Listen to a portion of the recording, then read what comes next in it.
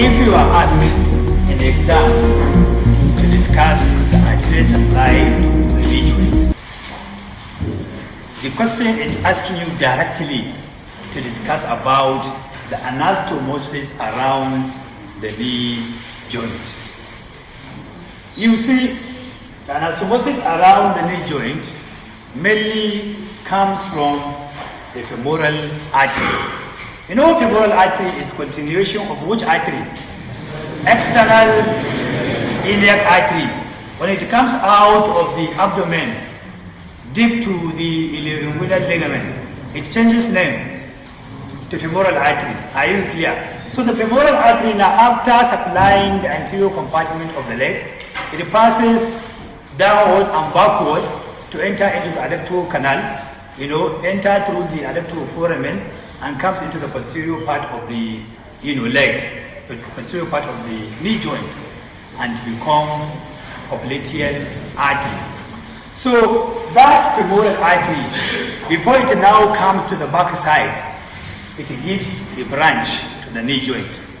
That is what we call descending branch of the femoral artery, descending genicular branch. We call it what? Descending genicular branch of the femoral artery. So lower end of the femoral artery gives a descending genicular branch to the knee joint. That is one branch.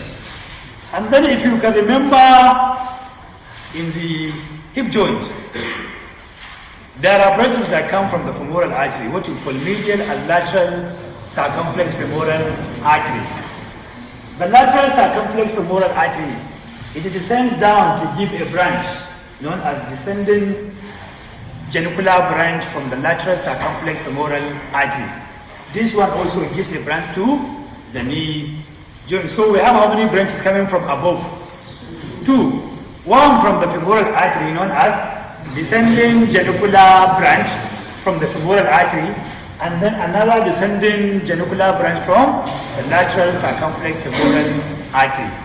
So we have two descending genicular branches.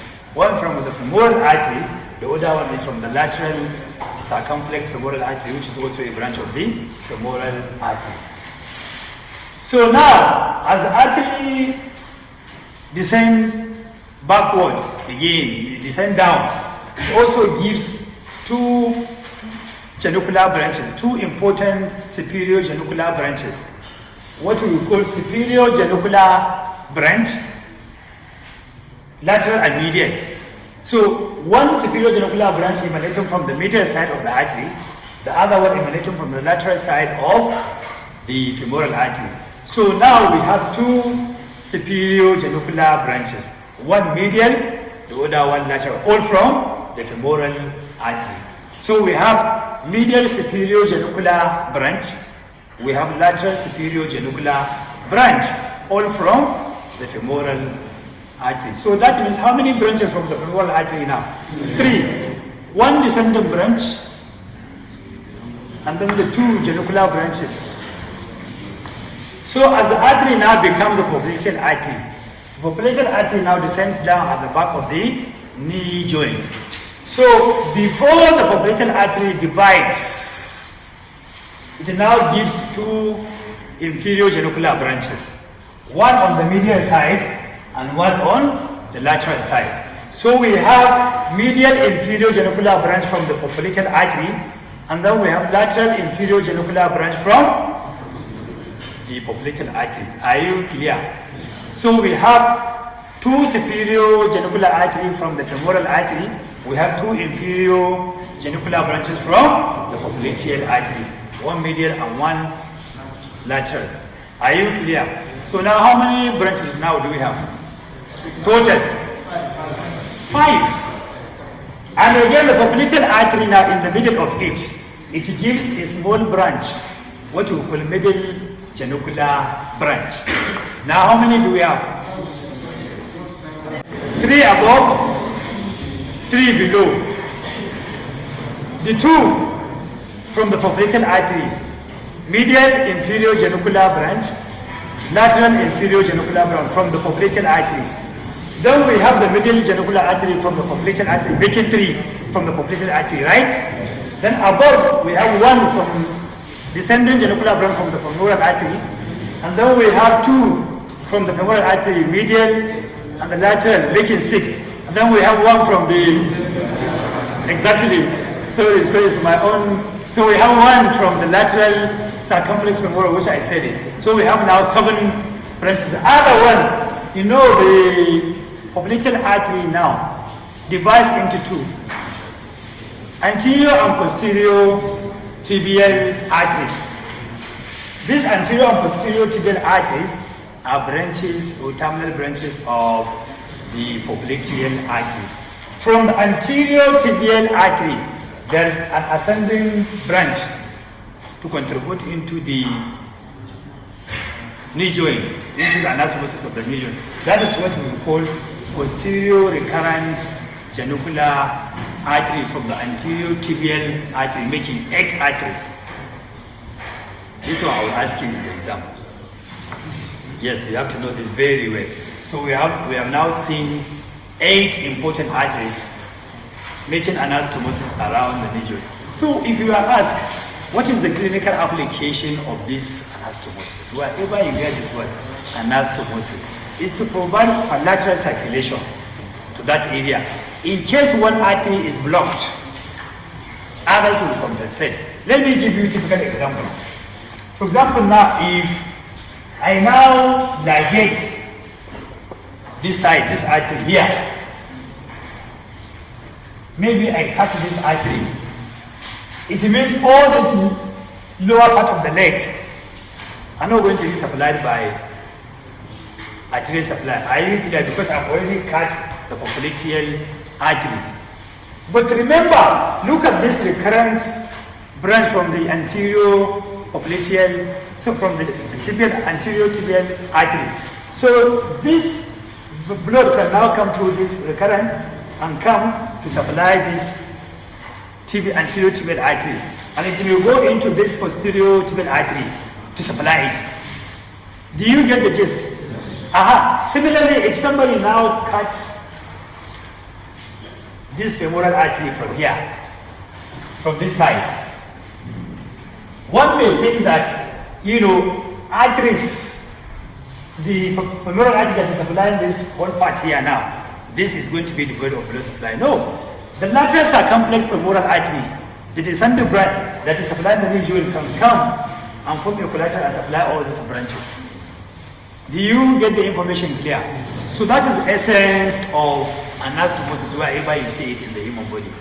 When one artery is being blocked or ruptured as a result of blood hypertension, high blood pressure, or as a result of diabetes mellitus, so all those can tamper with the blood circulation, either to block it by forming a thrombus or embolus, or to rupture it as a result of aneurysm, or increase in high blood pressure can rupture any of these arteries. And so, but the other arteries can now compensate so that that area will not be absent of blood supply. So we are now seeing the same thing with the venous drainage. So all these branches of the veins, femoral artery, femoral vein and popliteal vein, they drain the joint. Are you clear? Good. So now what are the kind of movements that do take place in the knee joint? We have 2 important movements that do exist in the knee joint. Number 1, extension of the knee joint and flexion of the knee joint. So you can extend like this, you can flex like this. So we have 2 major important movements, flexion and extension of the knee joint. The flexion of the knee joint is done by the muscles that pass behind the knee joint. These are the hamstring muscles and the SGS muscles, semimembranosus, gracilis, and sartorius. So those ones, they flex the knee joint. But the extension is done by these muscles, the quadriceps, femoris muscles. So they extend the knee joint. But however, you also have what we call the lateral and the medial, lateral and medial rotation of the knee joint. So medial and lateral rotation of the knee joint, also slightly take place in the knee joint. So you only have two important movements, flexion and extension, but with slight medial and lateral rotation of the knee joint. Slight ones. So, but major movements are two. So now what are the clinical anatomy of the knee joint? Clinically, actually, one can have trauma of the knee joint. Trauma in the sense that, as I was telling you during the lecture, somebody may have what we call dashboard injury. That dashboard injury is like, when somebody is just hyperspeeding and he or she has a head-on collision, the knee joint can be shifted backward and may detach the cruciate ligament, either the anterior cruciate ligament or the posterior cruciate ligament. And also the menisci can be torn. Remember what I was discussing, the knee joint. I told you that in the knee joint we have the medial and the lateral menisci. The medial meniscus is attached to the medial collateral ligament. So the medial collateral ligament together with the menisci, they get gummed together. So once you have a medial collateral ligament injury, definitely there must be associated medial meniscus tear. So now again you can also have the lateral collateral ligamentous tear. All this can happen during football or during any form of sport. When somebody is hit by the lateral side, that can break. It can break any of these ligaments. When you apply force on the lateral side, which ligament is going to be torn? The medial. If you put pressure on the medial side, it is the lateral that will be torn. When you now put pressure on the anterior side, mainly it's the anterior cruciate ligament that will get injured. When you put pressure on the posterior, mainly it is the posterior ligament that is going to be. So these are the kind of, so trauma can cause injury to the knee joint. And again, blood can accumulate inside the knee joint. When you have collection of blood due to injury, you have what you call hemarthrosis. We call it what? Hemarthrosis.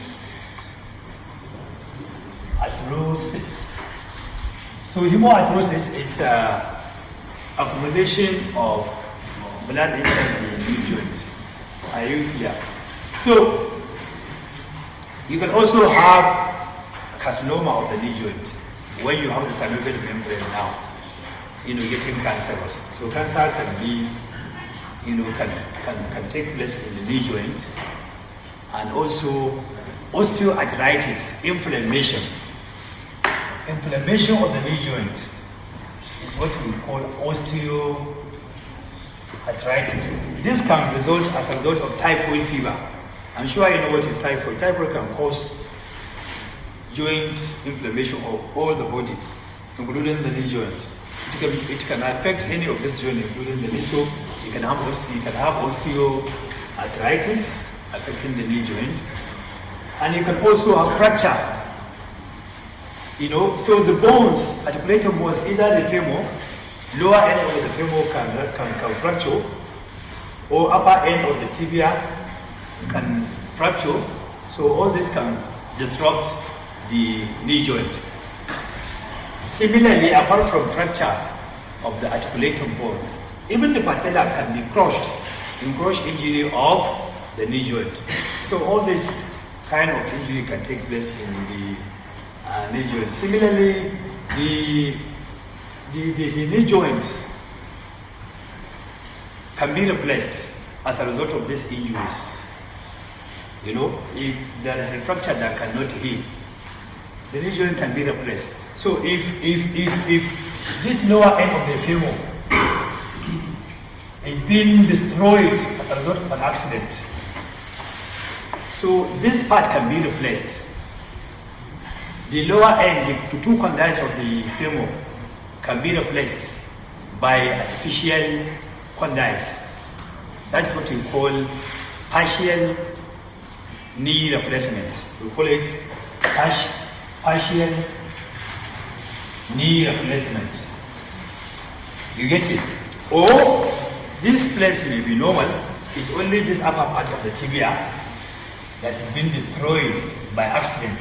So this one can be removed, and then artificial condyle of the tibia can be replaced.